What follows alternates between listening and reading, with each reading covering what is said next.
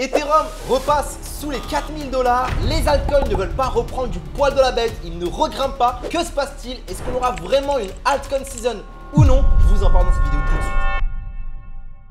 Hello tout le monde, j'espère que vous allez bien. Je vous l'avais promis, on allait faire une vidéo exclusivement pour les altcoins. Je vous ai également promis de sélectionner l'un de vos commentaires pour pouvoir analyser l'une de vos cryptos favorites. Et du coup, j'en ai sélectionné une aujourd'hui, on va en parler tout de suite. Alors, on va commencer déjà par altcoin season. Alors, il y a des gens qui m'ont posé la question, je l'ai vu sur une de mes vidéos YouTube. Adnan, c'est quoi une altcoin season? Bon, après, c'est vrai que moi, avec 8 ans d'expérience depuis octobre 2017, forcément, altcoin season, ça me parle directement. Et c'est normal qu'il y a des personnes qui viennent de découvrir, qui commencent, qui ne savent pas forcément ce que c'est. Alors, c'est très simple. Le marché crypto subit des cycles. Généralement, on va avoir un bull run Bitcoin, c'est-à-dire le Bitcoin qui va exploser à la hausse. La preuve, on est quand même passé de 16 000 à 124 000 pour le Bitcoin en l'espace de quelques années. Et bien, généralement, ce qui se passe après, c'est qu'on a un déversement de la liquidité sur Bitcoin qui va aller sur les altcoins. C'est très simple. Imagine maintenant que toi, tu as acheté du Bitcoin à moindre prix. Tu as fait une grosse plus-value dessus. Et bien, tu vas prendre des profits. Ces profits-là, qu'est-ce que tu vas faire avec? Tu vas tout simplement les mettre sur des cryptos un peu plus petites. Ça peut être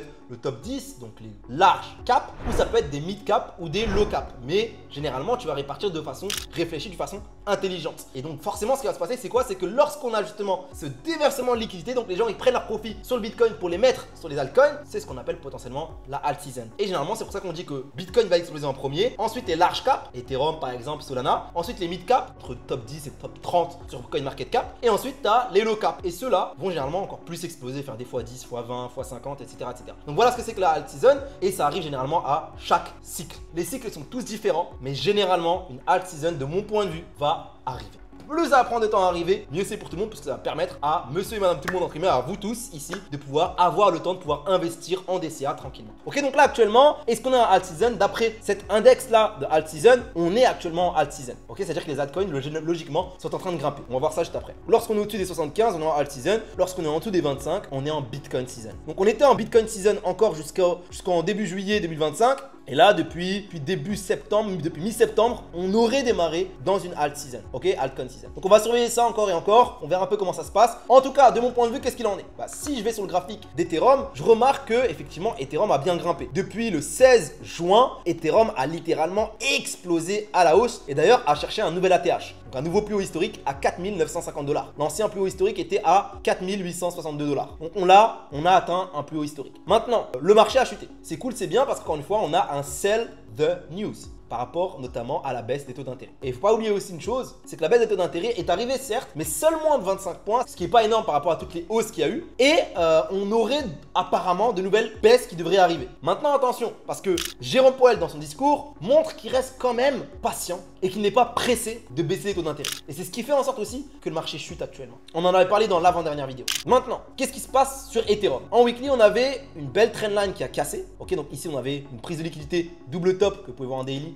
Je vais vous montrer tout de suite, hop là. Ici, on avait premier point ici, deuxième point ici. Ici, on avait prise de liquidité, double top, on chute. Et là, on montre bien la pertinence de cette trendline juste là. Ok? Je vous l'entoure juste là, hop là. Exactement comme sur Bitcoin. Ok? Sur Bitcoin, je vous avais montré, on a fait la même chose. Ce mouvement qu'on a eu là, c'est exactement le mouvement qu'on a eu sur Bitcoin lorsque Bitcoin est parti chercher un ATH à 124 000 $. Ensuite, le marché a chuté. Et le dernier call que je vous ai donné sur mes dernières vidéos, c'est quand Bitcoin était ici à 108 000 $. Rappelez-vous, et que le marché a chuté. C'est exactement ce même mouvement-là. Ici, on a eu quoi? On a eu une cassure et comme par hasard, pullback sur cette même zone-là. Donc cette trendline montre encore une fois son efficacité, qui est puissante. Ensuite, qu'est-ce qui s'est passé sur Bitcoin? Donc, qu'est-ce qui s'est passé sur Ethereum? Ethereum est venu chercher un ATH, forcément prise de liquidité juste au-dessus de l'ATH. Là, tu as plein de particuliers qui se sont empressés d'acheter tout en haut, comme d'habitude. Là où, à contrario, les institutions, eux, ont pris des profits. Donc le marché a chuté. On est venu chercher une zone de demande. Je vous avais parlé aussi sur les dernières vidéos, qui a bien tenu. On est revenu chercher en haut et ensuite on a cassé cette zone ici qui était super intéressante de demande. Donc à partir du moment où cette zone de demande a lâché, comme je vous l'ai dit dans la dernière vidéo, c'est une invalidation de la hausse et le marché va complètement chuter. C'est exactement ce qui s'est passé. C'est extrêmement intéressant de savoir que Ethereum passe en dessous des 4 000 $. Plus Ethereum va rester en dessous des 4 000 $, plus psychologiquement, dans la tête des particuliers, c'est la fin. Donc super intéressant de voir que Ethereum a chuté à 3 800 $.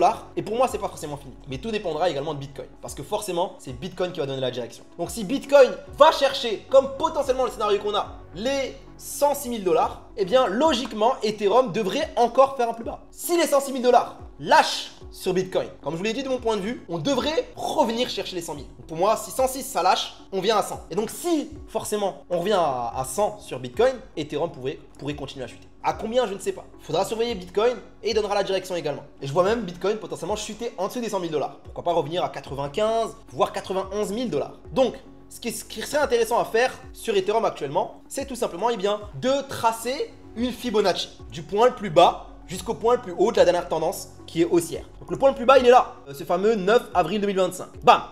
Je prends ça et j'étire jusqu'au plus haut qui se trouve à 4 950 $. Boum! Qu'est-ce que je trouve? Eh bien, je trouve différents points. Je trouve notamment les 38.2 qui pourrait être un niveau intéressant, qui se trouve justement à 3 600 $ pour Ethereum. On a également les 50% de la Fibo, qui pour moi serait un excellent niveau également. Et un deuxième retest de cette trendline ici, qui se trouverait à 3 172 $. Ce n'est pas choquant pour moi. Pourquoi? Parce qu'on a eu un énorme run. Extension haussière, correction. Deuxième extension haussière, correction. Troisième extension haussière. Et donc, logiquement, le marché pourrait se retourner au moins jusqu'au niveau de Fibonacci de mon point de vue. Il pourrait même venir à 50% de Fibo, ça ne me choquerait pas du tout. Donc, faites attention, si vous n'avez pas pris des profits, profitez pour le faire. Et si vous voulez acheter de l'Ethereum, je pense que vous pourriez avoir potentiellement un meilleur prix. Donc, surveillez Bitcoin, Bitcoin va de la direction. Surveillez les 106 000 sur Bitcoin. Beaucoup de zones de liquidation à récupérer à ce niveau-là. Et ensuite, le marché pourrait potentiellement grimper. De mon point de vue, bien évidemment, je suis baissier à court terme sur Ethereum, mais aussi à long terme. Pour moi, la seule chose qui est en train de se passer actuellement, c'est une prise d'élan. On prend de l'élan après avoir fait un nouvel ATH. On prend l'élan, on a piégé tout le monde. Et ensuite, Ethereum, pour moi, va aller chercher les 5 000, 6 000, 7 000. Avec la alt season, etc., ça va exploser littéralement. C'est ma vision des choses. Donc je vois bien quelque chose comme ça sur Ethereum. Attendez, je vais vous montrer tout de suite. Donc moi, ce que je vois sur Ethereum, c'est simple, c'est que puisqu'on a cassé cette zone de demande, que potentiellement le marché chute, vient même chercher plus bas encore, 50% de la Fibo, avant de complètement réexploser et aller chercher tout simplement des nouveaux ATH, 6 000 $, 7 000 $ courant 2026. C'est quelque chose qui pour moi fait du sens, mais pour ça, il faut une grosse prise d'élan parce qu'encore une fois, les institutions n'achètent pas tout en haut, ils achètent quand ça descend. Donc là, encore une fois, changez votre schéma de pensée, le marché chute, c'est un bon point. Parce que c'est moins cher. N'oubliez jamais ça. Prise de profit en haut et on rachète en DCA au fur et à mesure que le marché chute. Maintenant, qu'en est-il de Solana? Le marché a pratiquement touché notre objectif. Notre objectif était à 155, il est venu à 153, c'est pareil. Donc magnifique, ce qui s'est passé sur Solana. On a eu une sorte de double top, prise de liquidité et le marché chute. Ok? Donc première extension baissière, je m'attends à une correction avant potentiellement une nouvelle extension baissière. Mais ça encore une fois, tout dépendra d'Ethereum. Pareil, Ethereum suivra Bitcoin. Et de la même manière, Solana suivra le mouvement. Ok? Donc pour l'instant, c'est un peu difficile de se positionner sur ça, de donner un peu une direction, sachant que là on est sur une belle zone de demande actuellement sur Solana, mais on a cassé cette zone là, on est sur un pullback, le marché pourrait chuter. Ok, en H4 on a des belles zones qui sont intéressantes, je vais vous montrer. Alors on a cette zone là qui est super intéressante sur Solana, juste là, voilà, cette zone là est une zone extrêmement intéressante, juste là. Donc pour moi, c'est une zone qu'on viendra potentiellement chercher si Bitcoin continue à chuter comme on a comme un scénario. Et ensuite, qu'est-ce qu'on a d'autre? On pourrait tracer par exemple une Fibonacci aussi de ce point-là, tout en bas, jusqu'à ce point-là. Hop là, voilà, on a cette zone-là, donc on a les 50% sur lequel le marché a pratiquement rebondi ici et les 61,8 ici, donc le marché pourrait chuter voilà, dans cette zone ici qui représenterait une belle petite zone, ok, mais pourrait même chuter plus bas. On se verra par rapport à Ethereum, ok, on surveillera par rapport à Ethereum, mais en tout cas, voilà, attention, là on est toujours sur extension baissière, correction. Extension baissière, légère correction, extension baissière, correction. On pourrait avoir une nouvelle extension baissière. Ok, donc attention à ça. Sur Solana, pour l'instant, on reste baissier. C'est ça la réalité. On est sur une grosse zone de demande qui actuellement, c'est une zone d'offre. Donc le marché pourrait chuter ici. Hop là. Ok, donc c'est une grosse zone de résistance. Le marché pourrait chuter. Donc on va surveiller ça ensemble et on verra un petit peu en ce qui concerne Solana. Pour le BNB, rappelez-vous, on est parti chercher les 1000 $. Forcément, c'est une zone psychologique. Donc forcément, on va chercher un petit peu au-dessus et on rechute. Et sachant qu'en weekly, hop là, vous voyez, on a fait un gros mouvement haussier. Il faut corriger. Maintenant, qu'est-ce qui se passe sur BNB? Alors, on est sur une très grosse zone actuellement. Une belle zone. Toute cette zone-là est une zone extrêmement puissante sur BNB. Vous voyez, là, c'est une belle zone.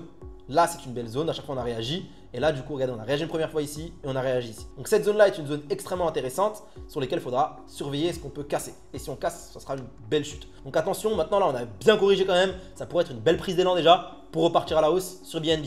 En tout cas, on est sur un niveau super intéressant, une très belle zone de demande actuellement sur lequel le marché pourrait rebondir. Maintenant, si cette zone casse, où serait le prochain niveau intéressant? On va voir ça ensemble tout de suite. Ce niveau-là est intéressant également à surveiller, sur lequel on avait rebondi à plusieurs reprises. Donc si on lâche cette zone-là, on pourrait revenir sur celle-ci. Et voilà, donc on va regarder ça ensemble. En tout cas, BNB est sur une magnifique tendance haussière. Donc les gars, faut pas chercher à vendre ça ou quoi que ce soit. Certes, il y a des prises de profit, mais pour moi, chaque correction est bonne à acheter. En tout cas, les mouvements sont extrêmement sains. Là, pour moi, cette zone-là, elle devrait tenir. Cette zone sur laquelle on est. Maintenant, c'est juste que puisqu'on a une grosse pression vendeuse sur Bitcoin, Ethereum devrait suivre également. Forcément, eh bien, les altcoins vont suivre également. Pour moi, il n'est pas trop tard sur les altcoins. Enfin, il ne faut pas se presser. En fait, c'est ça la réalité, c'est qu'il ne faut pas forcément se presser. On a encore des moyens de faire des choses, sachant qu'on aura aussi pas mal de news économiques importantes. Donc, surveillez bien les données qui vont arriver. Pour finir, j'ai sélectionné bien évidemment un commentaire. Il s'agit de celui-ci.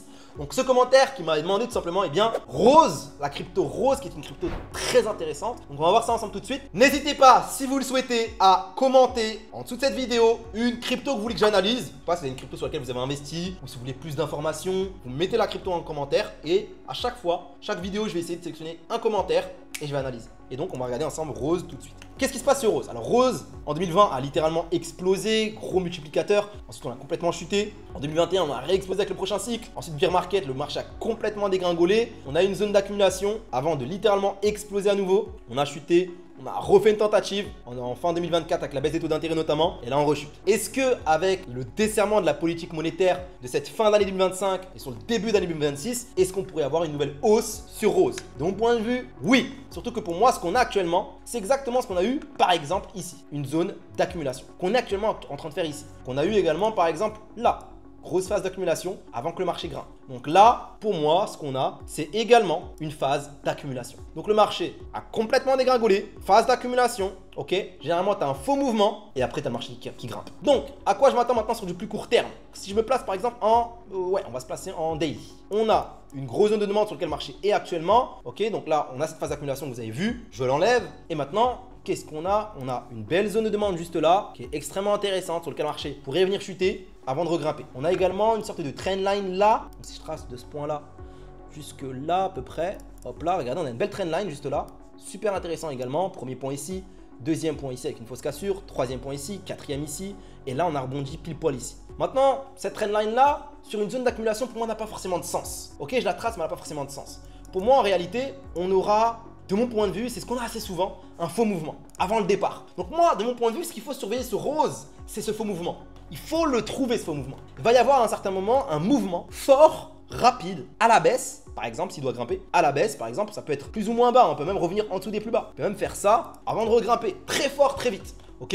Après, on n'est pas obligé d'être d'aller aussi bas. Ok, on peut revenir simplement ici, faire une fausse cassure, un peu comme ce qu'on a sur Ondo. Fausse cassure et on repart. Bah, c'est un peu ce délire là, ok, que moi je vois personnellement. C'est fausse cassure, on revient ici, peut-être au niveau de cette mèche ici. On a pas mal de liquidités à récupérer ici. Ok, belle zone de demande là. Donc ça pourrait être intéressant qu'on revienne là, au niveau des 0,02, ok, 0,021 avant de repartir.